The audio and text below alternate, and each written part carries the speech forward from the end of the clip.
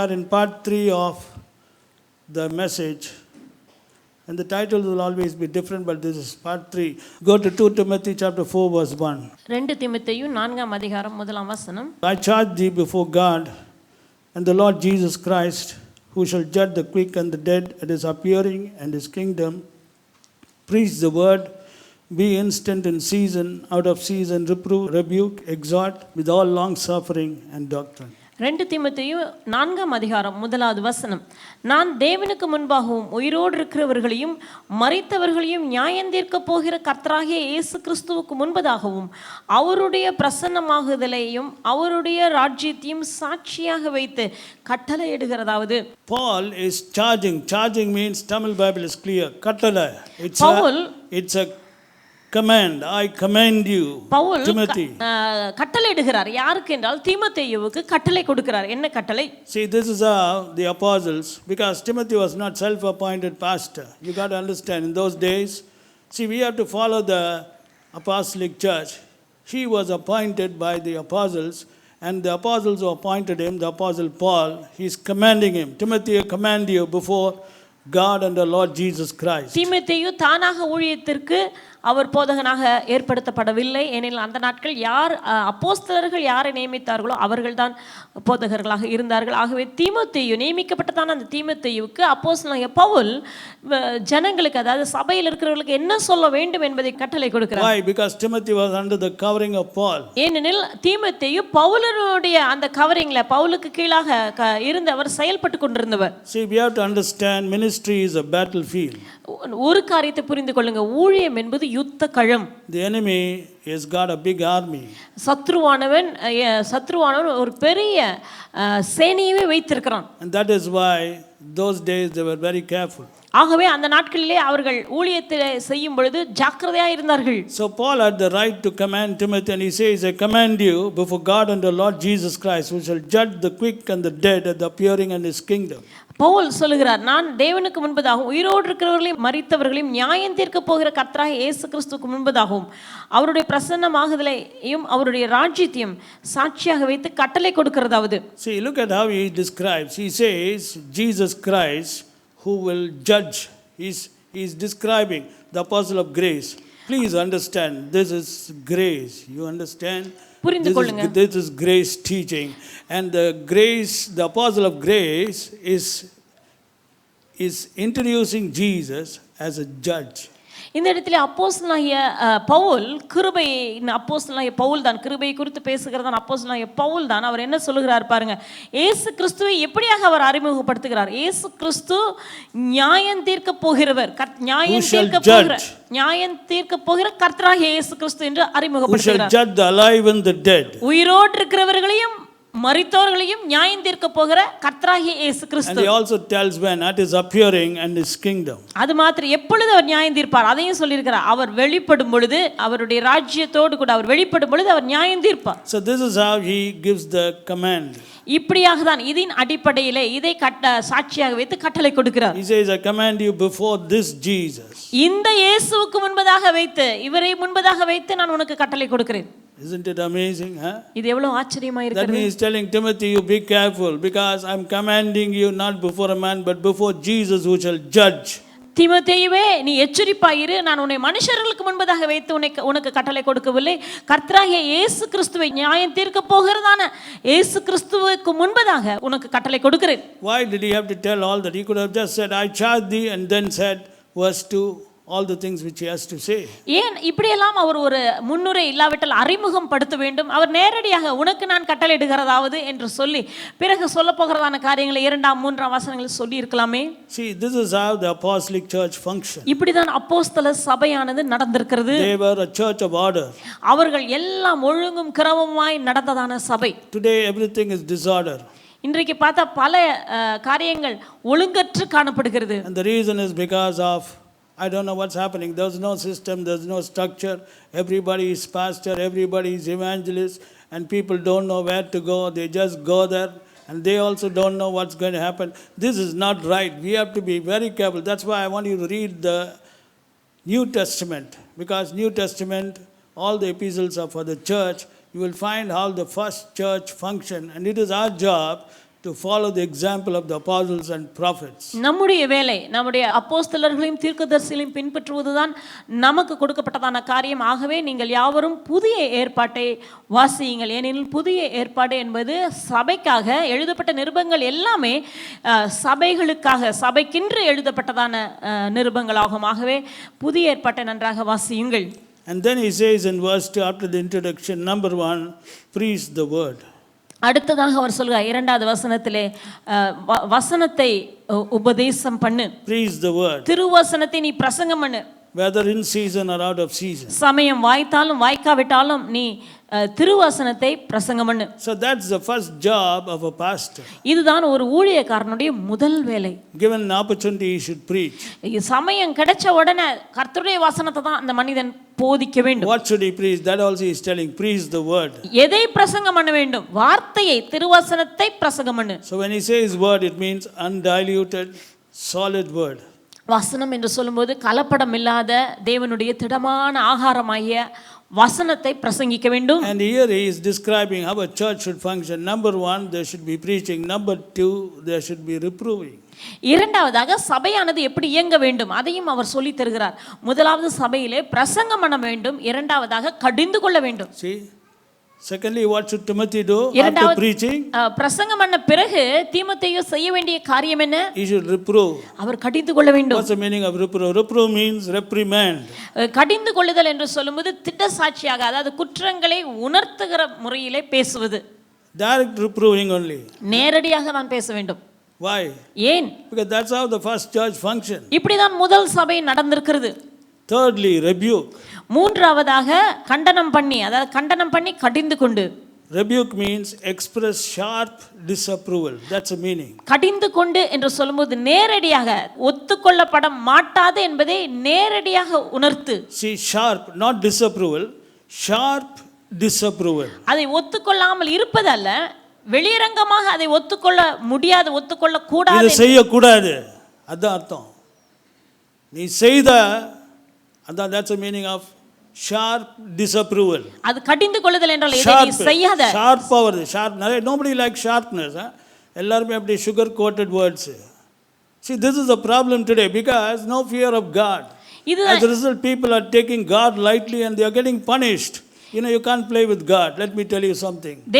தேவனுடைய காரியங்களிலே நம்ம விளையாடவே முடியாது. நம்ம ஜாக்கிரதையாக இருக்க வேண்டும். Touch everybody including children, and then after that you go on fasting and prayer, jumping prayer, all this waste of time. Follow the church, follow what the Bible says, it's for your good. So look at that. After you preach the word, what should the pastor do? Reprove, rebuke. வசனத்தை பிரசங்கம் பண்ணின பிறகு போதகன் என்ன செய்ய வேண்டும்? கண்டனம் பண்ண வேண்டும், கடிந்து கொள்ள வேண்டும். And then lastly, exhort. கடைசியாக புத்தி சொல்லு. See, exhort means words of encouragement. புத்தி சொல்லுதல் என்று சொல்லும் பொழுது உற்சாகமான வார்த்தைகளை, பலப்படுத்துகிற வார்த்தைகளை பேசுவது. God loves you. தேவன் உன்னை நேசிக்கிறார். God will never forsake you. கர்த்தர் உன்னை ஒருபோதும் கைவிட மாட்டார். God will never let you down. கர்த்தர் உன்னை விட்டு விலக மாட்டார். He cares for you. அவர் உன்னை விசாரிக்கிறவர். Don't worry. நீ கவலைப்படாத. This is exhortation. இதற்கு பெயர் தான் புத்தி சொல்லுதல். But before that you have to rebuke and reprove. அதற்கு முன்பதாக கண்டனம் பண்ணி கடிந்து கொள்ள வேண்டும். But today what's happening? Preaching is happening, and then after that only exhortation is happening. No rebuking and reproving is not there. ஆனா இன்றைக்கு என்ன நடந்து கொண்டிருக்கிறது? பிரசங்கம் பண்ணுகிறார்கள், பிரசங்கம் பண்ண பிறகு நேரடியாக புத்தி சொல்லுகிறார்கள், உற்சாகப்படுத்துகிறார்கள். இதுதான் நடக்கிறது. நடுவில் இருக்க வேண்டியதான அந்த கண்டனம் பண்ணுதலும் கடிந்து கொள்ளுதலும் காணப்படுவதில்லை. As a result, people exactly don't know what is the gospel. அதன் விளைவாக அதனுடைய முடிவு என்ன தெரியுமா? ஜனங்களுக்கு எதுதான் சுவிசேஷம் என்னன்னே தெரியாம இருக்காங்க. And the reason, go to verse 3, for the time will come. He's talking about the time which has not yet come, but the time will come. For the time will come, and they will not endure sound doctrine, but after their own lust shall they heap to themselves teachers having itching ears. இதனுடைய விளைவு என்ன? அத கடைசியில அவர் சொல்லுகிறார் மூன்றாவது வசனத்தில், ஏனென்றால் இப்படிப்பட்டதான ஒரு காலம் வரும், இன்னும் வரவில்லை, ஆனால் இப்படிப்பட்டதான ஒரு காலம் வரும், அவர்கள் ஆரோக்கியமான உபதேசத்தை பொறுக்க மனதில்லாமல் செவித்தின உள்ளவர்களாகி தங்கள் சுய இச்சைகளுக்கு ஏற்ற போதகர்களை தங்களுக்கு திரளாய் சேர்த்துக் கொள்வார்கள். See, Paul is talking about a time which will come later. He's telling Timothy, in fact, he's writing to the church today, for the time will come. What will happen? They won't endure sound doctrine. அப்போஸ்தலனாகிய பவுல் தீமோத்தேயுக்கு எழுதும்போது அவர் இப்படிப்பட்டதான ஒரு காலம் வரும் என்று தீமோத்தேயுக்கு சொல்றார். ஏன்னா எப்படிப்பட்டதான காலம்? ஆரோக்கியமான உபதேசத்தை அவர்கள் ஏற்றுக்கொள்ள மனதாய் ஜனங்கள் இருக்க மாட்டார்கள். See, that's what is happening right now. அதுதான் இன்றைக்கு நடந்து கொண்டிருக்கிறதை நாம் பார்க்கிறோம். Nobody likes sound doctrine. யாருக்குமே இன்றைக்கு ஆரோக்கியமான உபதேசம் யாரும் விரும்புவதில்லை. They want teaching which will be convenient to their mind. தங்க மனதுக்கு ஏற்ற போதனையை தான் ஏற்றுக்கொள்ள விரும்புகிறார்கள். And therefore a lot of teachers will rise up. அதனுடைய விளைவு என்ன தெரியுமா? பல போதகர்கள் எழும்புவார்கள். See, the Bible, look at that. Heap to themselves teachers. தங்களுக்கு போதகர்களை திரளாய் சேர்த்துக் கொள்வார்கள். Look at the term Paul is using. Don't you think it's happening now? Teachers means I don't know how many, 1 million or I don't know, brother. Teachers can be any number. போதகர்கள் என்று சொல்லப்பட்டிருக்கிறது. ஆகவே அது எவ்வளவுன்னு தெரியாது. ஒருவேளை 10 லட்சமாக கூட இருக்கலாம். What will happen? என்ன நடக்கும்? The believers, see, these are all believers only. இவர்கள் யார் understand, all these people will be doing are all believers, not unbelievers. இதை செய்கிறவர்கள் அவிசுவாசிகள் அல்ல. நன்றாக புரிந்து கொள்ளுங்கள், இது விசுவாசிகள் செய்கிற காரியம். Those who accept the Lord Jesus Christ. இயேசு கிறிஸ்துவை சொந்த இரட்சகராக ஏற்றுக்கொண்டவர்கள் தான். What will they do? அவர்கள் என்ன செய்வார்கள்? They will heap to themselves. தங்களுக்கு இப்படி சேர்த்துக் கொள்ளுகிறார்கள். சேர்த்துக் கொள்வார்கள். எப்படி சொத்தை சேர்க்கறாங்களோ அந்த மாதிரி சேர்த்துக்குவாங்களாம். புரிஞ்சுட்டீங்களா? சொத்தை சேர்த்துக்கிறது தான் நீங்க பாத்தீங்க, பணம் சேர்க்கறது தான் பாத்தீங்க. இங்க பாத்தீங்கன்னா டீச்சர்ஸ் சேர்க்கிற கும்பல் கடைசி காலம். புரிஞ்சுங்க. They will heap, just like how you heap, riches heap money, they will heap to themselves teachers. எப்படியாக நம்ம சொத்தை குவித்து வைக்கிறோம், இல்லாவிட்டால் பொருட்களை குவித்து வைக்கிறதை போல இவர்கள் திரளான போதகர்களை தங்களுக்காக குவித்து வைத்துக் கொள்கிறார்கள், சேர்த்து வைத்துக் கொள்கிறார்கள். Why? ஏன்? Because of their own lust. ஏன்னா அவர்களுடைய தங்க சுய இச்சைகளினாலே. Believers, brother. இது செய்வது விசுவாசிகள். Believers. விசுவாசிகள் தான். Having itching ears. அவர்கள் செவித்தின உள்ளவர்களாகி. And what will the teachers do? And they shall turn away their ears from the truth and shall be turned into fables. அவர்கள் என்ன செய்வார்கள்? அதன் விளைவு பாருங்க. சத்தியத்துக்கு அவர்கள் செவியை விலக்கி கட்டுக்கதைகளுக்கு சாய்ந்து போகும் காலம் வரும். See, இப்போ வந்துருச்சு. You got it? See, what will the teachers do? அந்த போதகர்கள் என்ன செய்கிறார்கள்? Because these people only, see, these teachers are sent by the devil or raised by the devil. Naturally, they have to be raised by the devil because they are teaching fables. ஏன்னா இவங்க கட்டு கதைகளை போதிக்கிறவங்க நிச்சயமாக சாத்தானால ஏற்படுத்தப்பட்டதான போதகர்களாக தான் இருக்க வேண்டும். ஏனெனில் அவர்கள் போதிப்பது கட்டுக்கதையாகும். Devil will start in the last days inside the church. He will use believers only. கடைசி நாட்களிலே சத்ருவானவன் சபைக்குள் நான் விசுவாசிகளின் மூலமாக தான் கிரியை செய்வான். See, you are going to have a teacher. Definitely he must be, according to you, he must be a believer. Am I right or not? You can't have an unbeliever as a teacher, brother. நிச்சயமா நீங்க போதகனாக ஒரு நபரை நீங்க ஏற்றுக்கொள்றீங்க, சேர்த்துக்கொள்றீங்கன்னா நீங்க அவிசுவாசியை ஏற்றுக்கொள்ள மாட்டீங்க. நிச்சயமா எப்படி நீங்க அவிசுவாசியை போய் நீங்க டீச்சர் ஆக்க முடியும்? புரிஞ்சுட்டீங்களா? He is talking to believers. விசுவாசிகளுக்கு தான் இதை பேசுகிறார். So these people, I don't know whether they are born again or not, because everybody says they are born again, but definitely they will be like born again. அவர்கள் மறுபடியும் பிறந்தவர்களைப் போல தான் இருப்பார்கள். Because many people today don't know what's the meaning of born again. இன்றைக்கு अनेகருக்கு மறுபிறப்பு என்றாலே என்னவென்று தெரியாமல் இருக்கிறார்கள். That we'll see later on. அதை நாம் பிறகு பார்க்கலாம். So what will these teachers do? இந்த போதகர்கள் என்ன செய்கிறார்கள்? What will they do? அவர்கள் என்ன செய்வார்கள்? They've got only one job. அவர்களுக்கு ஒரு வேலைதான். Turn away the ears of the believers to fable. விசுவாசிகளுடைய காதுகளை சத்தியத்தை விட்டு அவர்களுடைய செவியை விலக்குவதுதான். Who are they? அவர்கள் பெயர் என்ன? They are all agents of devil. அவர்கள்தான் சத்ருவினுடைய தூதர்களாக அவர்களுக்கு சாத்தானுக்கு உதவி செய்கிறவர்கள். Because Holy Spirit will lead you into all truth, but these people will lead them away from the truth into fables. ஏனெனில் பரிசுத்த ஆவியானவர் உங்களை சகல சத்தியத்திற்குள்ளும் நடத்துவார். ஆனால் இப்படிப்பட்டதான போதகர்கள் சத்தியத்திற்கு உங்கள் செவிகளை விலக்கி விடுவார்கள். See, what's the meaning of fable? Fable means something which is not the truth or something which is partially true. கட்டுக்கதைனா என்ன?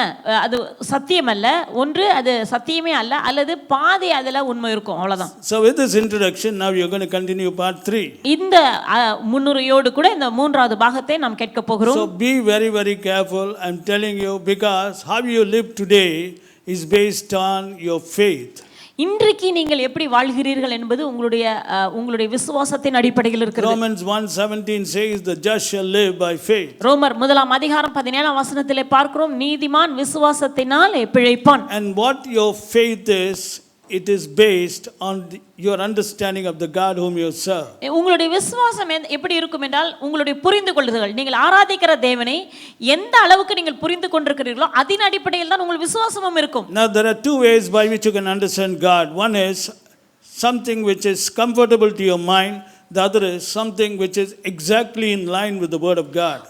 இரண்டு விதமாக நீங்கள் தேவனை புரிந்து கொள்ள முடியும். ஒன்று, உங்களுடைய மனதிற்கு ஏற்ற முறையில், உங்களுடைய மனதுக்கு சௌகரியமான முறையில் தேவனை நீங்கள் புரிந்து கொள்ளலாம். அது ஒரு வகையான புரிந்து கொள்ளுதல். அடுத்த வகையான புரிந்து கொள்ளுதல், தேவனுடைய வார்த்தையிலே தேவனை பற்றி எப்படி சொல்லப்பட்டிருக்கிறதோ அப்படி புரிந்து கொள்வதுதான் இரண்டாவது வகையான புரிந்து கொள்ளுதல். So only when you are completely in line with the word can you have real faith. But if you're going to listen to partial truth or fables, naturally it will look like faith, but it will become presumption. தேவனுடைய வார்த்தையின்படியான காரியங்களை நீங்கள் கேட்டு தேவனை புரிந்து கொண்டால் மாத்திரம் தான் உங்களுக்குள் விசுவாசம் இருக்கும். இல்லை என்றால் உங்களுக்குள் விசுவாசம் இருக்கிறதாக எண்ணிக்கொண்டிருப்பீர்கள், ஆனால் அது உண்மையான விசுவாசமா இருக்காது. So we have to be very, very careful. ஆகவே இவைகளிலே நாம் வெகு ஜாக்கிரதையாக இருக்க வேண்டும். Now today many understand God as a God of love, mercy, long suffering, goodness, patience, dash dash blessing dash dash dash. இன்றைக்கு அநேகர் தேவனை எப்படி புரிந்து கொண்டிருக்கிறார்கள்?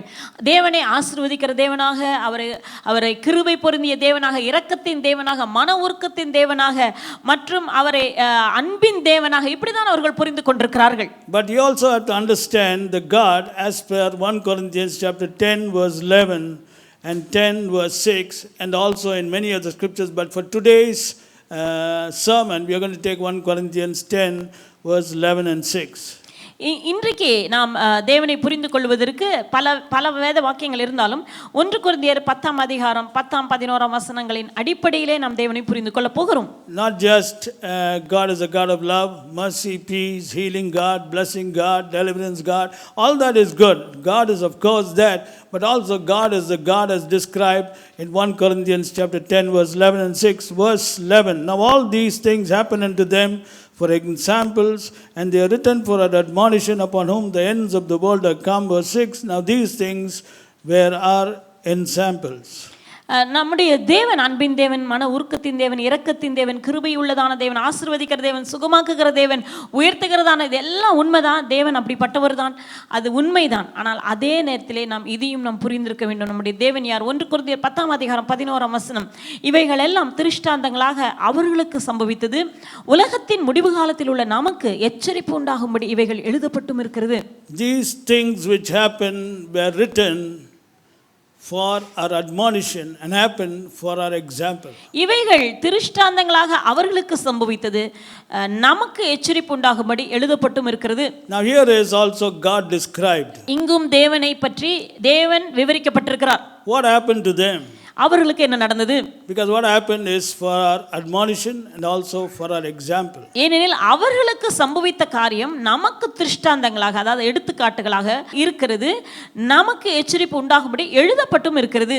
1 Corinthians 10 verse 5. But with many of them God was not well pleased, for they were overthrown in the wilderness. 1 கொரிந்தியர் 10:5 பார்க்கிறோம், அப்படி இருந்தும் அவர்களில் அதிகமான பேர்களிடத்தில் தேவன் பிரியமாய் இருந்ததில்லை, ஆதலால் வனாந்தரத்திலே அவர்கள் அழிக்கப்பட்டார்கள். But with many of them God was not well pleased, for they were overthrown in the wilderness. அவர்களில் அதிகமான பேர்களிடத்தில் தேவன் பிரியமாய் இருந்ததில்லை, ஆதலால் வனாந்தரத்தில் அவர்கள் அழிக்கப்பட்டார்கள். Now the point is, many of the members of the first church were overthrown. அதாவது முதல் சபையிலே இருந்ததான அநேக நபர்கள் வனாந்தரத்தில் அழிக்கப்பட்டார்கள். The same God who delivered them, who led them, overthrew them. எந்த தேவன் அவர்களை எகிப்திலிருந்து மீட்டு கொண்டு வந்தாரோ, எந்த தேவன் அவர்களை அந்த பாதையில் நடத்தினாரோ, அந்த தேவன் அவர்களை அழித்து விட்டார். The same God who considered them special people, he calls them special people, Deuteronomy 7 verse 6, he overthrew them. எந்த தேவன் அவர்களை தனக்கு விசேஷமானவர்கள் என்று அழைத்தாரோ, உபாகமம் 7:6 சொல்லுகிறது, இவர்கள் நீங்கள் எனக்கு விசேஷமானவர்கள் என்று சொன்ன அந்த தேவன் தான் அவர்களை அழித்து விட்டார். Now I want you to understand God on both sides.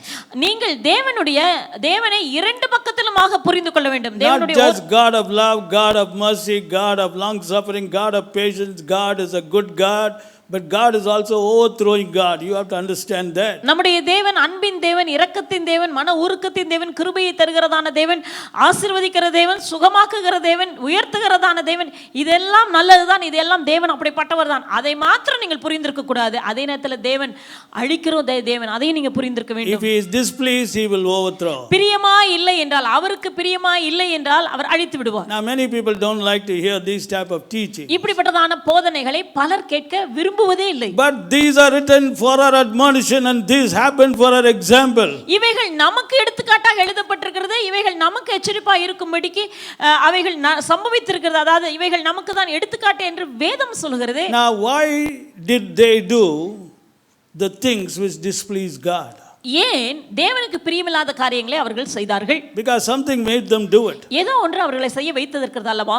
After all, they were the first church. Acts 7:38. This is he that was in the church in the wilderness. அப்போஸ்தலர் 7:38 வசனத்திலே பார்க்கிறோம், வனாந்தரத்திலே சபைக்குள் இருந்தவனும் இவனே என்று மோசே குறித்து சொல்லப்பட்டிருக்கிறது. அப்படி என்றால் முதல் சபையானது வனாந்தரத்தில் தான் இருந்தது. So the first church did things which displeased God. Why? முதல் வனாந்தரத்தில் இருந்ததான அந்த முதல் சபையானது தேவனுக்கு பிரியமில்லாத காரியங்களை செய்ததற்கு காரணம் என்ன? Number one reason, they forgot that they were called. முதலாவது, தாங்கள் அழைக்கப்பட்டவர்கள் என்பதை அவர்கள் மறந்து விட்டார்கள். They forgot their calling. தங்களுடைய அழைப்பை மறந்து போயிருந்தார்கள். And therefore they took their eyes away from the calling. ஆகவே அழைப்பிலிருந்து அவர்களுடைய கண்கள் வேறு பக்கம் திரும்பி விட்டது. They didn't understand that they were special people because they were called. அவர்கள் அழைக்கப்பட்ட அழைப்பினாலே அவர்கள் விசேஷமானவர்கள், இந்த பூமியிலே அவர்கள் விசேஷமானவர்கள் என்பதை அவர்கள் மறந்து விட்டார்கள். Hebrews 3:1. Wherefore, holy brethren, partakers of the heavenly calling. ஆகையால் பரம அழைப்புக்கு பங்குள்ளவர்களாகிய பரிசுத்த சகோதரரே, Holy brethren, partakers of the heavenly calling. எபிரேயர் 3:1 இப்படி இருக்க பரம அழைப்புக்கு பங்குள்ளவர்களாகிய பரிசுத்த சகோதரரே. So today we are also, the church is a partaker. All of us are partakers of the heavenly calling. ஆகவே இன்றைக்கு சபையாக இருக்கிறதான நம்ம ஒவ்வொருவரும், நம்ம எல்லாரும் பரம அழைப்புக்கு பங்குள்ளவர்களாக இருக்கிறோம். The first church was not called by God from Egypt, from the house of bondage, to be overthrown in the wilderness. In the same way, you who have been called to be a partaker of the heavenly calling has not been called to be overthrown by the God who called you. முதல் சபை, வனாந்தரத்திலிருந்து முதல் சபையை தேவன் அழைத்து அவர்களை அழிப்பதற்காக தேவன் அவர்களை அழைக்கவில்லை. அதை நன்றாக புரிந்து கொள்ளுங்கள். அதே போலவே இன்றைக்கும் தேவன் உங்கள் ஒவ்வொருவரையும் பரம அழைப்புக்கு பங்குள்ளவர்களாக அழைத்திருக்கிறார் என்றால் உங்களை அழிப்பதற்காக அல்லது நீங்கள் அழிக்கப்படுவதற்காக தேவன் உங்களை அழைக்கவில்லை. So what should you do? Look at Hebrews 3:1. Wherefore, holy brethren, partakers of the heavenly calling, consider the apostle and high priest of our confession, Christ Jesus. எபிரேயர் 3:1 என்ன சொல்கிறது பாருங்கள். ஆகையால் நாம் அறிக்கை பண்ணுகிற அப்போஸ்தலரும் பிரதான ஆசாரியருமாய் இருக்கிற கிறிஸ்து இயேசுவை கவனித்து பாருங்கள். Actually today we should be considering only Jesus. இன்றைக்கு நாம் யாரை பார்க்க வேண்டும்? கிறிஸ்து இயேசுவை மாத்திரம் தான் பார்க்க வேண்டும். Hebrews 12:2 say, looking unto Jesus, the author and finisher of our faith. எபிரேயர் 12:1 பார்க்கிறோம், நம்முடைய விசுவாசத்தை துவங்குகிறவரும் அதை முடிக்கிறவருமான இயேசு கிறிஸ்துவை மாத்திரம் நாம் நோக்கி பார்க்க வேண்டும். See, as long as you live in this world, you have to only look at one person, consider only one person.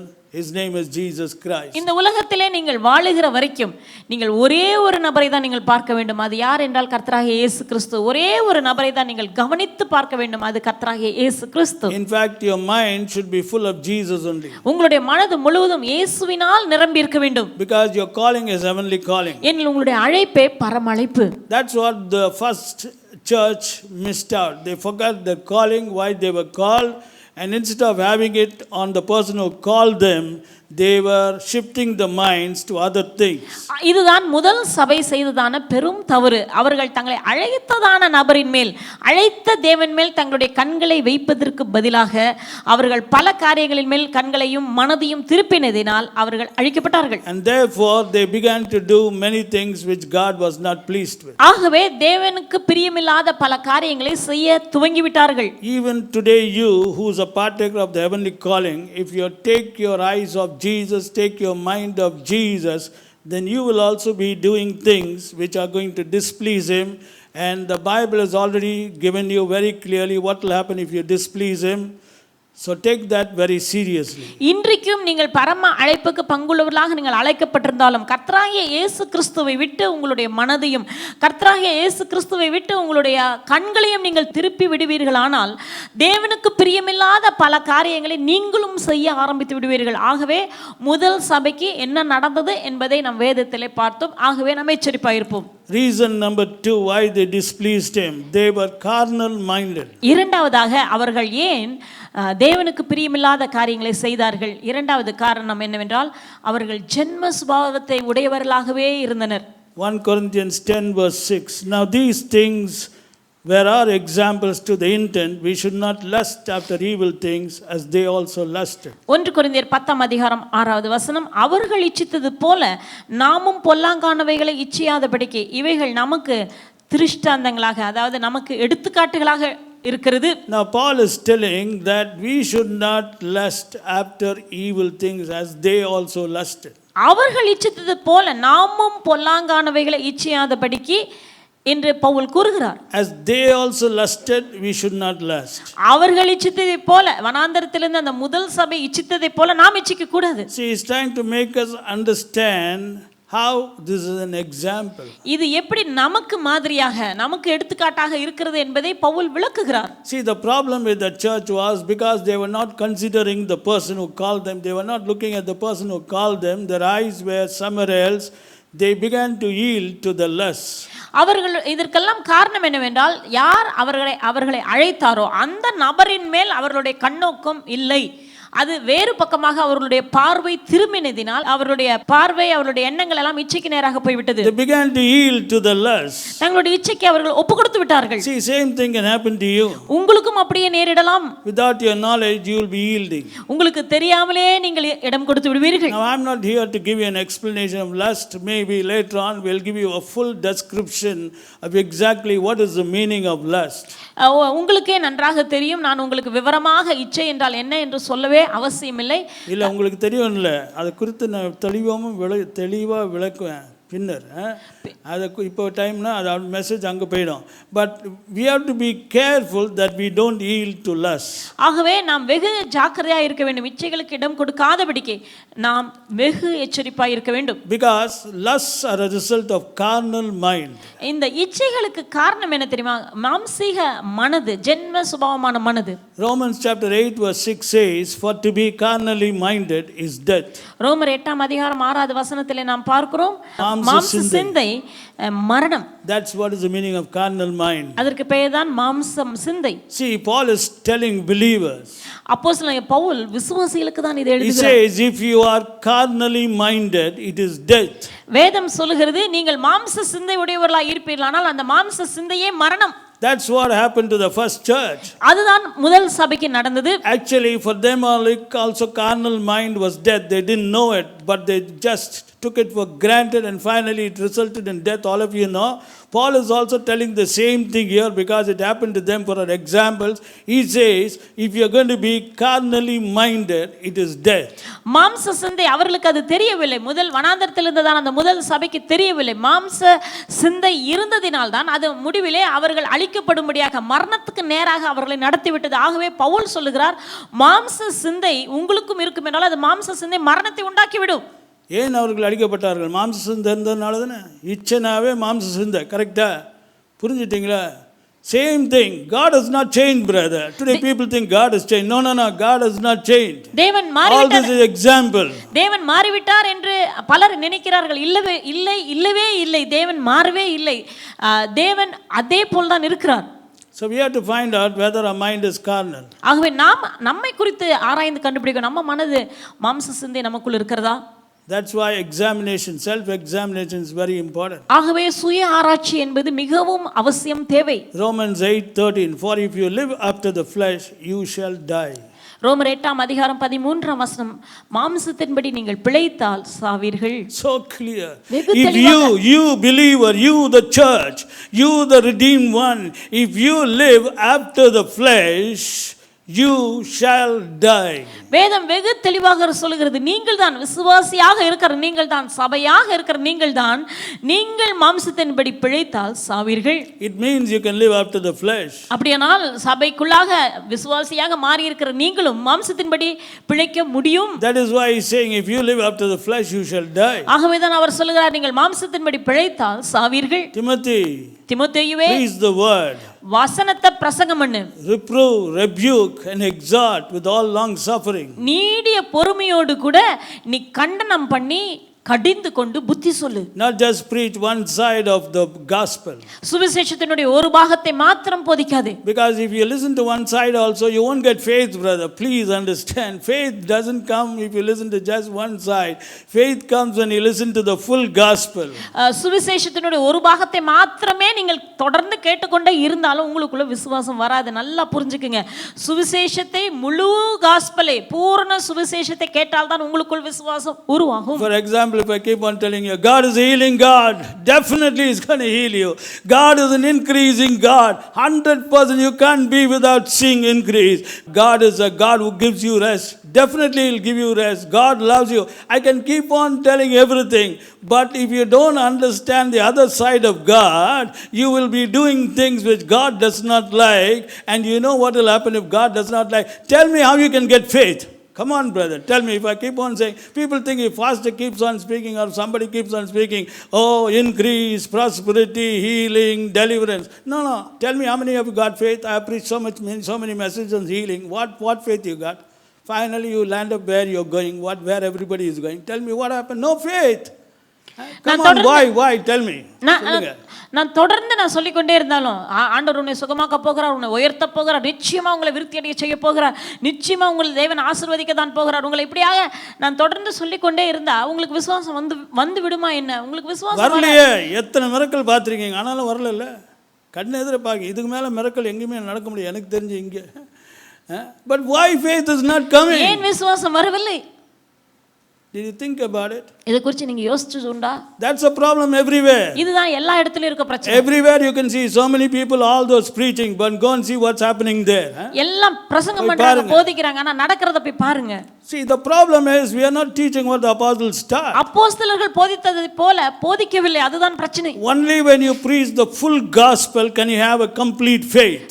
பூரண சுவிசேஷத்தை நம்ம பிரசங்கித்தால் தான் விசுவாசம், உறுதியான விசுவாசம் வரும். Otherwise it will be diluted faith. இல்லாவிட்டால் அது கலப்படமான விசுவாசமாக இருக்கும். Diluted faith will not stand against extreme problems. இந்த கலப்படமான விசுவாசமானது பிரச்சனைகள் வரும்போது தைரியமாக திடமாக நிற்காது. பிரச்சனை ஜாஸ்தி ஆன பிறகு அமிக்கிறோம். அதுக்கு பிறகு என்ன செஞ்சாலும் go போக மாட்டேன், go in Jesus name break, ஜாஸ்தி ஆகும்.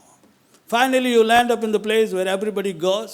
What happened? And then you are believing. What? Don't tell me all this believing. You are not believing. If you are believing, you wouldn't have gone. See, this is the problem. The reason is we don't understand God. தேவன் இதுக்கு பிரச்சனைக்கு எல்லாவற்றுக்கும் காரணம் என்ன தெரியுமா? தேவனை சரியா புரிந்து கொள்ளவில்லை. Understand the God of the Bible. வேதத்தில் சொல்லப்பட்டதான தேவனை நாம் புரிந்து கொள்வோம். Say loudly hallelujah. Hallelujah.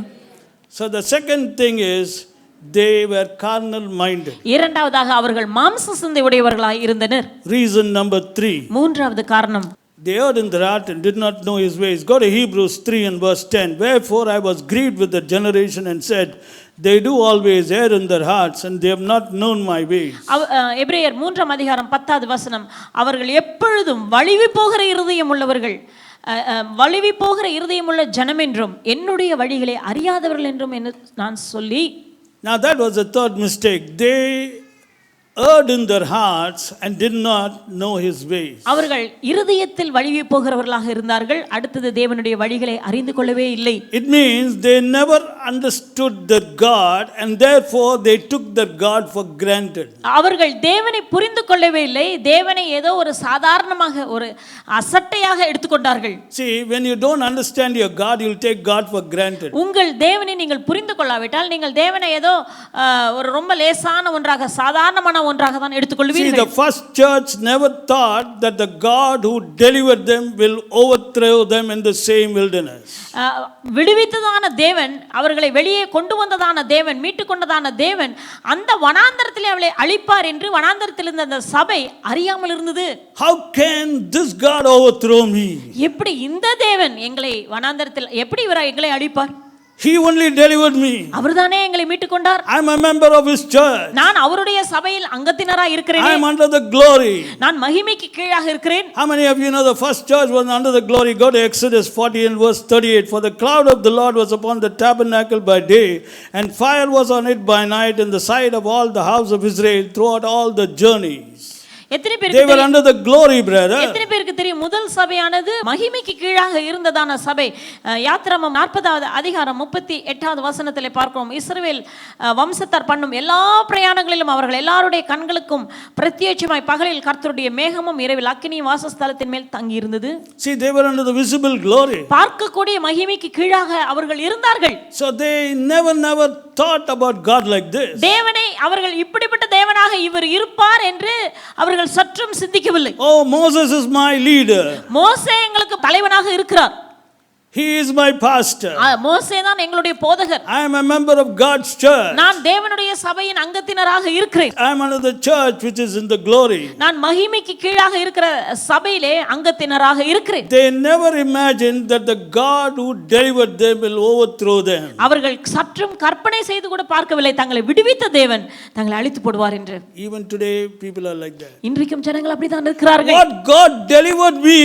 என்னைய தேவன் அல்லவா மீட்டுக் கொண்டார். Because of so great love. இவ்வளவு பெரிதான அன்பினாலே என்னை By மீட்டுக் கொண்டார். grace I was saved. கிருபையினாலே நான் ரட்சிக்கப்பட்டேன். How can he overthrow me? அவர் எப்படி என்னை அழிப்பார்? Oh no, it's not possible. அதெல்லாம் நடக்காது. It's totally crazy. He's a forgiving God. அவர் மன்னிக்கிற தேவன் அல்லவா? He's a forgiving God. I never said no. அவர் மன்னிக்கிற தேவன் தான், நான் இல்லை என்று சொல்லவில்லை. He's a long suffering God, brother. அவர் நீடிய பொறுமை உள்ளதான தேவன். How many times he waited patiently for his people, you know, in the olden days. பழைய ஏற்பாட்டின் நாட்களிலே தன்னுடைய ஜனங்கள் தன்னிடத்தில் திரும்புவதற்காக எத்தனை முறை அவர் பொறுமையோடு காத்திருந்தார் He தெரியுமா? didn't overthrow them immediately. உடனடியாக அவர்களை அழித்து விடவில்லை. He gave them a long rope, brother. நீளமான ஒரு கயிறை விட்டு தான் பார்த்தார். But they took God for granted. ஆனாலும் தேவனை லேசாக எடுத்துக்கொண்டார்கள். See, they didn't know his ways. அவருடைய வழிகளை அறியவில்லை. That means they didn't know God. அப்படியானால் தேவனை அவர்கள் அறியவில்லை. That's why Paul is telling 1 Corinthians 10 and verse 11 and 6, now all these things happen unto them for examples, and they are written for an admonition upon whom the ends of this world are come. Verse 6, now these things were our example to the intent that we should not lust after evil things as they also lusted. 1 கொரிந்தியர் 10 அதிகாரம் 11வது வசனம், இவைகள் எல்லாம் திருஷ்டாந்தங்களாக அவர்களுக்கு சம்பவித்தது, உலகத்தின் முடிவு காலத்தில் உள்ள நமக்கு எச்சரிப்பு உண்டாகும்படி எழுதப்பட்டும் இருக்கிறது. 6வது வசனத்திலே வாசிக்கிறோம், அவர்கள் இச்சித்தது போல நாமும் பொல்லாங்கானவைகளை இச்சியாதபடிக்கு இவைகள் நமக்கு திருஷ்டாந்தங்களாய் இருக்கிறது. See, for your admonition, எச்சரிப்பு, be careful, be careful, be careful. ஜாக்கிரதையாயிரு என்று நமக்கு உணர்த்தும்படி இவைகள் எழுதப்பட்டிருக்கிறது. My dear child of God, எனக்கு அருமையான தேவ பிள்ளைகளே, you may be really called and chosen by God. உண்மையாகவே நீங்கள் தேவனால் அழைக்கப்பட்டு தேவனால் தெரிந்து கொள்ளப்பட்டவர்களாக இருக்கலாம். You may be in the plan of God, traveling to the promised land. நீங்கள் தேவனுடைய திட்டத்திலே இருந்து தேவன் சொன்னதான வாக்குத்தத்தம் பண்ணப்பட்ட தேசத்துக்காக பிரயாணம் பண்ணுகிறவர்களாகவும் இருக்கலாம். But if you do not understand God and his ways and err in your heart, தேவனை நீங்கள் புரிந்து கொள்ளாமல் அவருடைய வழிகளை அறியாமல் இருதயம் வழிவி போகிற இருதயம் உடையவர்களாய் நீங்கள் இருப்பீர்களானால், if you yield to the lust and to the carnal mind, and if you are in the flesh, and if you are going to displease God, then you can also be overthrown. That is what the Bible is trying to make the church today understand. நீங்கள் மாம்ச சிந்தைகளுக்கு இடம் கொடுத்துக்கொண்டு இச்சையானவைகளை நிறைவேற்றி கர்த்தருக்கு பிரியமில்லாத காரியங்களை நீங்கள் செய்து கொண்டே இருப்பீர்களானால் நீங்களும் அழிக்கப்படக்கூடும். அதை தான் வேதாகமம் நமக்கு உணர்த்துகிறது. Romans chapter 8 verse 8 says, so then they that are in the flesh cannot please God. ரோமர் 8 அதிகாரம் 8 வசனம், மாம்சத்துக்கு உட்பட்டவர்கள் தேவனுக்கு பிரியமாய் இருக்க மாட்டார்கள். How many of you know that? எத்தனை பேருக்கு இது தெரியும்? If you are in the flesh and thinking you are in the spirit, that is the greatest fallacy of all time. மாம்சத்துக்கு உட்பட்டவர்களாக நீங்கள் இருக்கும் பொழுது அப்படிதான் இருக்கிறீங்கன்னா, ஆனால் நான் ஆவிக்கு உட்பட்டவன் என்று நீங்கள் எண்ணிக்கொண்டே இருப்பீங்கன்னா, அதை போல ஒரு பெரிய ஏமாந்து போற ஒரு காரியம் வேற எதுவுமே இருக்க முடியாது. My question is, do you see any resemblance between you and the people who are called by God in the Old Testament? என்னுடைய கேள்வி என்னவென்றால், இன்றைக்கு வனாந்தரத்திலே அந்த சபையில் இருந்ததான அந்த ஜனங்கள் செய்ததான காரியங்களுக்கும் இன்றைக்கு உங்களுக்கும் ஏதாவது ஒப்புமை இருக்கிறதா அல்லது ஒற்றுமை காணப்படுகிறதா? You have to examine yourself. உங்களை நீங்கள் தான் ஆராய வேண்டும். As I told you, faith will be perfect when your spirit is in perfect union with the Spirit of God. உங்களுடைய விசுவாசம் எப்பொழுது நல்ல ஒரு திடமான விசுவாசமாக இருக்கும் தெரியுமா? உங்களுடைய ஆவி தேவனுடைய ஆவியோடு கூட ஒன்றாக இணைந்திருந்தால் மாத்திரம்தான். Perfect union. சரியாக இணைக்கப்பட்டிருக்க When வேண்டும். your spirit is in perfect union with the Spirit of God, then you will see real faith. உங்களுடைய ஆவி தேவ ஆவியோடு கூட தேவ ஆவியானவரோடு ஒன்றாக இணைந்திருக்கும் என்றால் உண்மையான விசுவாசம் உங்களுக்குள் இருக்கும். And if it has to be in perfect unison with the Spirit of God, then you need to understand the full gospel and be careful. நாம் நம்முடைய ஆவி தேவனுடைய ஆவியோடு கூட ஒன்றாக சரியாக இணைந்திருக்க வேண்டும் என்று விரும்புவீர்களானால், அப்படி இருக்க வேண்டும் என்று நினைப்பீர்களானால், தேவனையும் பூரண சுவிசேஷத்தையும் சரியாக நாம் அறிந்திருக்க வேண்டும். What was the secret of John G. Lake? John G லேக்கினுடைய ரகசியம் என்ன? Why power is coming out of his hands? ஏன் அவருடைய கைகளிலிருந்து வல்லமை வெளிவந்தது? His spirit was in perfect union with the Spirit of God. அவருடைய ஆவி தேவ ஆவியோடு கூட ஒன்றாக இணைந்திருந்தது. Now what today we are teaching you, your mind will not accept or may find it difficult to accept. How can my God, He is a God of love, God of great mercy, God of long suffering, God of patience, God of goodness. He is a healing God, He is a delivering God, He is a increasing God, He is a lifting God. Oh, how can He do that? But that is what the Bible is telling. இன்றைக்கு ஒருவேளை நான் சொல்லுகிறதான இந்த காரியங்கள் உங்களுடைய மனதிற்கு ஏற்றுக்கொள்ள முடியாததாக ஒத்துக்கொள்ள முடியாததாக இருக்கலாம். எப்படி என்னுடைய தேவன் இரக்கத்தின் தேவன், என்னுடைய தேவன் கிருபையின் தேவன், என்னுடைய தேவன் ஆசீர்வதிக்கிற தேவன், என்னுடைய தேவன் உயர்த்துகிறதான தேவன், என்னுடைய தேவன் மீட்கிறதான தேவன், என்னுடைய தேவன் பாதுகாக்கிற தேவன், இப்படிப்பட்டதான தேவன் எப்படி அவர் அளிக்க முடியும்? எப்படி இதை உங்களுடைய மனது ஒருவேளை ஏற்றுக்கொள்ள முடியாமல் இருக்கும். ஆனால் வேதாகமம் நமக்கு அதை தான் போதிக்கிறது. Naturally, if you have been exposed to only one kind of teaching, you may find it really difficult. But brother, I'm telling you, you better take it seriously. A lot of people today are sick. I don't know what will happen to them. I don't want to tell what can happen because that's what is happening everywhere. That also you are taking it lightly. Today so many people are, it always shows, brother. It always shows. Please understand, it always, somewhere it will show in this world because God likes to warn us. And we always take this warning lightly. He was warning the people. Don't tell me immediately, oh, through them. He was indirectly warning. They just didn't bother. ஆண்டவர் அந்த நாள்ல உடனடியாக எடுத்த உடனே அந்த ஜனங்களை ஆண்டவர் அழித்து விடவில்லை. ஆண்டவர் மறைமுகமாக வெளியரங்கமாக எச்சரிப்பு கொடுத்து கொண்டே தான் இருந்தார். அது இன்றைக்கும் உலகத்துல வாழ்க்கையில ஏதாவது ஒரு பாகத்துல தெரிஞ்சிரும். ஆனாலும் அவங்க ஆண்டவருடைய எச்சரிப்பை லேசாக அவர்கள் எடுத்துக்கொண்டார்கள், கவனிக்காமல் விட்டு விட்டார்கள். அதற்கு பிறகுதான் இப்படிப்பட்டதான சம்பவம் நடந்தது. பாருங்க, எல்லாம் லைட்டா எது வந்தாலும் ஏதாச்சும் ஒன்று சொல்லிடுவாங்க. கேட்டா he is doing witchcraft. You know, that person is doing witchcraft. இன்னைக்கு பாருங்க, எது வந்தாலும் சரி எல்லாத்துக்கும் ஒரு காரணம். அந்த நபர் செய்வன வச்சுட்டாங்க, இந்த நபர் மந்திரக்கட்டு வச்சுட்டாங்க. இதுதான் அதுலக்கும் some things they'll have some reason for whatever happened. என்ன why money is not coming, they'll have some reason. ஏன் பணம் வரலையா, அதுக்கு ஒரு காரணம். why business failed, some reason. பிசினஸ்ல ஏன் தோல்வி, அதுக்கு ஒரு காரணம். why you are sick, some reason. ஏன் வியாதியோட இருக்கீங்க, அதுக்கும் காரணம். Everything we got lined up reasons, brother. பல காரணங்களை அடுக்கடுக்காக தொடராக சொல்லி விடுகிறார்கள். But not one person is telling I displease God because of that it came. Not even one person is thinking like that. I don't know why. ஆனா ஒரு நபர் கூட சொல்லுவதில்லை, நான் தேவனுக்கு பிரியமில்லாத காரியங்களை செய்தேன், ஆகவே தான் எனக்கு இப்படி நடந்தது. செஞ்சிட்டே இருக்கேன், மாற மாட்டேன். அதுவும் அது ஏன் இப்படி இருக்காங்கன்னு தெரியல. Because the teaching is like that. ஏனா போதனைகள் அப்படி இருக்குது. ஆகவே and finally you know a lot of people have died because of sickness. Do you know that? And then also they take God took them off. அதுக்கு ஒரு கதை அடிப்பாங்க. முடிவில் என்ன நடக்கிறது? வியாதியினாலே பலர் மரித்து போகிறார்கள்.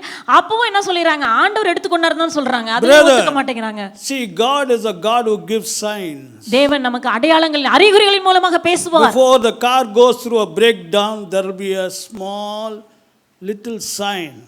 கார் ஒரு பிரேக் டவுன் ஆக போகுதுன்னா அதுக்கு முன்னாடியே அறிகுறி இருக்கும். பிரேக் டவுன் ரொம்ப நாள் கழிச்சு தான் ஆகும். அதுக்கு முன்னால பிகினிங்லயே நடந்து தெரியும் உங்களுக்கு. See, this is why our heart has become hardened because the teachings have made our heart different. இன்றைக்கு நம்முடைய இருதயங்கள் எல்லாம் கடினப்பட்டு போய் விடுகிறது, போய் இருக்கிறது. அதற்கு காரணம் என்னவென்றால் போதனைகள் அப்படியாக மாற்றி இருக்கின்றன. And we are not able to believe. ஆகவே விசுவாசிக்க முடியாதவர்களாய் இருக்கிறார்கள். See, let's take for example healing. உதாரணத்துக்கு சுகத்தை எடுத்துக்கொள்வோம். Of course, everybody here knows God is Jehovah Rapha. He is healing God, brother. இந்த இடத்துல இருக்கிற எல்லாருக்குமே தெரியும் தேவன் யெகோவா ராஃபா சுகமளிக்கிற பரிகாரியான கர்த்தர் என்று. In Exodus 23:25, I will remove sickness away from your midst. யாத்ராகமம் 23:25 பார்க்கிறோம், நான் உன் மத்தியில் இருக்கிறதான வியாதியை விலக்கி போடுவேன். Deuteronomy 7:15, the Lord will remove from you all sickness. உபாகமம் 7:15 கர்த்தர் சகல நோய்களையும் உன்னை விட்டு விலக்குவார். By his stripes you have been healed. அவருடைய தழும்புகளினால் நீ குணமானாய். God loves to heal. தேவன் சுகமாக்க விரும்புகிற He தேவன். cannot be without healing. அவர் சுகமாக்காமல் இருக்க மாட்டார். But you don't have faith. ஆனா விசுவாசம் இல்லையே. Why? ஏன்? Tell me why. ஏன் சொல்லுங்க. Pastor, I can't believe. Pastor விசுவாசிக்க முடியல. I can't believe. Sickness is pushing me down. வியாதி என்னை அமுக்குது pastor. I'm trying but I'm falling down. Pastor நானும் முயற்சிக்கிறேன் ஆனா அது என்னை கீழே தள்ளுது இழுக்குது. I have only one alternative. I have to do what unbelievers do. எனக்கு ஒரே ஒரு வழிதான், அவிசுவாசிகள் செய்கிற காரியத்தை நான் செய்ய தான் வேண்டும். Brother, சகோதரனே, find out whether your spirit is in perfect unison with the Spirit of God. உங்களுடைய ஆவி தேவ ஆவியோடு கூட ஒன்றாக இணைந்திருக்கிறதா கண்டுபிடியுங்கள். And then you will see God moving. அப்பொழுது தேவன் உங்களுக்காக செயல்படுகிறதை பார்ப்பீர்கள். That is why today we need sound doctrine. ஆகவே இன்றைக்கு நமக்கு ஆரோக்கியமான உபதேசம் தான் தேவை. God is a God of love. நம்முடைய தேவன் அன்பின் தேவன். He delivered you so that you may enter the land which he has promised for you. உங்களுக்காக வாக்குத்தத்தம் பண்ணப்பட்டதான அந்த தேசத்திற்குள் நீங்கள் போய் சேர வேண்டும், உள்ளே நீங்கள் நுழைய வேண்டும். அதற்காக தான் அவர் உங்களை மீட்டுக் கொண்டார். You have been called to his kingdom and glory. நீங்கள் அவருடைய ராஜ்யத்திற்காகவும் அவருடைய மகிமைக்காகவும் அழைக்கப்பட்டவர்கள். How many of you know that? 1 Thessalonians chapter 2 verse 11. மேலும் தம்முடைய ராஜ்யத்திற்கும் மகிமைக்கும் உங்களை அழைத்த தேவனுக்கு நீங்கள் பாத்திரராய் நடக்க வேண்டும். See, that you would walk worthy of God who hath called you unto his kingdom and glory. தம்முடைய ராஜ்யத்திற்கும் மகிமைக்கும் உங்களை அழைத்த தேவன். Why did God choose you? எதற்காக தேவன் உங்களை தெரிந்து கொண்டார்? Why did he choose the first church? முதல் சபை எதற்காக தெரிந்து கொண்டார்? To enter the promised land. வாக்குத்தத்தம் பண்ணப்பட்டதான அந்த தேசத்துக்குள் நுழையும்படி. Why has he chosen you? இன்றைக்கு உங்களை எதற்காக தேவன் தெரிந்து கொண்டார்? To his kingdom and glory. அவருடைய ராஜ்யத்திற்கும் தம்முடைய ராஜ்யத்திற்கும் அவருடைய மகிமைக்கும் அவர் உங்களை தெரிந்து கொண்டிருக்கிறார். See, you have been called for glory, brother. நீங்கள் இன்றைக்கு மகிமைக்காக அழைக்கப்பட்டவர்கள். To his kingdom. அவருடைய ராஜ்யத்திற்குள்ளாக போகும்படி. God wants you to be overthrown? நீங்கள் அழிக்கப்படுவது தேவனுடைய சித்தமா? Tell me. சொல்லுங்க. Does God desire that? இல்லாவிட்டால் தேவன் அதை விரும்புகிறாரா? God doesn't desire. தேவன் அதை ஒருபோதும் விரும்புவதில்லை. That is why he is warning us. ஆகவே நம்மை எச்சரிக்கிறார். That is why he is teaching us. ஆகவே நமக்கு போதிக்கிறார், நம்மை கண்டித்து போதிக்கிறார். Go to Hebrews chapter 3 verse 7. எபிரேயர் 3:7. The God of love, mercy, long suffering, patience, the healing God, the lifting God, the increasing God, miracle working God, delivering God is advising in Hebrews 3:7. Wherefore as the Holy Ghost says today, if you will hear his voice. நம்முடைய தேவன் அன்பின் தேவன், இரக்கத்தின் தேவன், மன உருக்கத்தின் தேவன், நீடிய பொறுமையின் தேவன், கிருபையின் தேவன், நம்மை உயர்த்துகிறதான தேவன், ஆசீர்வதிக்கிறதான தேவன், பெருகச் செய்கிறதான தேவன். அவர் என்ன சொல்லுகிறார்? எபிரேயர் 3:7 ஆகையால் பரிசுத்த ஆவியானவர் சொல்லுகிறபடியே இன்று அவருடைய சத்தத்தை நீங்கள் கேட்பீர்களாகில். Today if you will hear his voice. இன்று அவருடைய சத்தத்தை நீங்கள் கேட்டால். That is what this God is telling. அதுதான் இந்த தேவன் சொல்லுகிறார். God of love, God of grace, God of healing, God of miracles, God of signs, God of wonders, God of supernatural breakthroughs. He is telling today, if you will hear his voice. இன்றைக்கு நீங்கள் அவருடைய சத்தத்தை கேட்டால், அன்பின் தேவன், இரக்கத்தின் தேவன், கிருபையின் தேவன், மன உருக்கத்தின் தேவன், இயற்கைக்கு அப்பாற்பட்டதான அற்புதங்களை பிரேக் த்ரூவை தருகிறதான தேவன் என்ன சொல்கிறார்? இன்று நீங்கள் அவருடைய சத்தத்தை கேட்டால். Not some other voice. வேறே சத்தம் அல்ல. He's saying, hear my voice. என்னுடைய சத்தத்தை நீங்கள் கேட்டு. It's a voice of well-being. அது நம்மை ஆரோக்கியமாய் நலமாய் வைக்கிறதான சத்தம். It's a voice which will take you to his kingdom and glory. நம்மை அவருடைய ராஜ்யத்துக்கும் அவருடைய மகிமைக்கும் நம்மை அழைத்து கொண்டு போகிறதான சத்தம். It's a voice which will preserve you. நம்மை இந்த உலகத்தில் பாதுகாக்கிறதான சத்தம். It's a voice which will differentiate between you and the Egyptian. உங்களுக்கும் எகிப்தியனுக்கும் வித்தியாசத்தை உண்டு பண்ணுகிறதான சத்தம். Today if you will hear his voice. இன்றைக்கு அந்த சத்தத்தை நீங்கள் கேட்பீர்களாகில். It's very important that we take this advice of God. இன்றைக்கு தேவன் நமக்கு கொடுக்கிற ஆலோசனையை நாம் ஜாக்கிரதையா எடுத்துக்கொள்ளும். What's your job today? இன்றைக்கு உங்களுடைய வேலை என்ன? Hear his voice. அவருடைய சத்தத்துக்கு செவி கொடுங்க. Hear his voice. ஆண்டவருடைய சத்தத்துக்கு செவி கொடுங்க. Hear his voice. அவர் சத்தத்துக்கு செவி கொடுங்க. We'll continue this message today evening. இந்த செய்தியை தொடர்ந்து இன்று மாலையில நாம் What கேட்கலாம். does the Holy Spirit want us to hear? அவர் என்ன கேட்க வேண்டும் என்று ஆவியானவர் விரும்புகிறார்? Which God? எந்த தேவன்? Healing God, சுகமாக்குகிற தேவன், delivering God, விடுவிக்கிற தேவன், uplifting God, உயர்த்துகிற தேவன், supernatural God, இயற்கைக்கு அப்பாற்பட்ட தேவன், God of supernatural breakthrough, இயற்கைக்கு அப்பாற்பட்ட தடைமுறிப்படுதலை தருகிற தேவன், God of miracles, signs and wonders, அற்புதங்களையும் அடையாளங்களையும் செய்கிற தேவன், God who says I'll be with you at all times, உன்னோடு கூட எல்லா நாட்களிலும் இருப்பேன் என்று சொன்னதான தேவன், God who says I called you to my kingdom and glory, என்னுடைய ராஜ்யத்திற்கும் என்னுடைய மகிமைக்கும் நான் உன்னை அழைத்திருக்கிறேன் என்று சொல்லுகிற He தேவன். says hear my voice. ஆண்டவர் சொல்கிறார், அவர்தான் உங்களிடத்தில் பேசுகிறார். Not the voice of teachers, போதகர்களுடைய சத்தத்துக்கு செவி கொடுக்காதே, not the voice of fables. கட்டுக்கதைகளுக்கு செவி கொடுக்காதே. I'm telling this for your good. இதை உங்களுடைய நன்மைக்காக நான் சொல்கிறேன். Please take this seriously. தயவு செய்து ஜாக்கிரதையாக கர்த்தருடைய சத்தத்துக்கு செவி கொடுங்கள். It's dangerous to have one-sided view of God. தேவனை பற்றியதான ஒரு கோணத்தை ஒரு பாகத்தை மாத்திரம் பார்த்து கொண்டிருப்பது ஆபத்துக்குரியது. These things are written for our example. இவைகள் நமக்கு திருஷ்டாந்தங்களாக, இவைகள் நமக்கு எச்சரிப்பாக எழுதப்பட்டிருக்கிறது. These things are written for our admonition. இவைகள் நமக்கு எச்சரிப்பு உண்டாகும்படி எழுதப்பட்டிருக்கிறது. Maranatha. மாரநாதா.